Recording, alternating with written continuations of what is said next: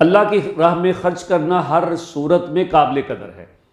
بندہ جو ہے وہ لوگوں کو دکھا کے چاہے کرے لیکن اس میں ریا کا شائبہ موجود نہ ہو، یا چھپا کے کرے، سرم و علانیہ دونوں طرح سے وہ اللہ کی راہ کے اندر خرچ کرے۔ وہ کم مال ہے تو تھوڑی مقدار کے اندر خرچ کرے، زیادہ مال ہے تو زیادہ مقدار کے اندر خرچ کرے، اور جیسے بھی حالات ہوں ہر حالت میں وہ خرچ کرے۔ لیکن دین اسلام نے، قرآن پاک نے اس بات کو بہت زیادہ اہمیت دی ہے کہ وہ موقع کون سا ہے جس کے اوپر بندہ خرچ کر رہا ہے۔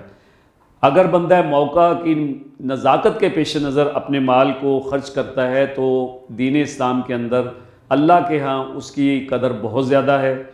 مثلاً غلبہ اسلام سے قبل جن لوگوں نے اللہ کی راہ میں خرچ کیا ان کے لیے اللہ پاک نے بلند درجات جو ہیں، بہت بلند درجات ان کو عطا فرمائے ہیں اور ان کا وعدہ کیا ہے۔ لیکن وہ لوگ جنہوں نے غلبہ اسلام کے بعد خرچ کیا ہے ان کے لیے بھی بہت بڑا اجر ہے، لیکن ان کا اجر بہرتا اور ان لوگوں سے کم ہے جنہوں نے غلبہ اسلام سے قبل اللہ کی راہ میں جو ہے وہ اپنے مال کو خرچ کیا۔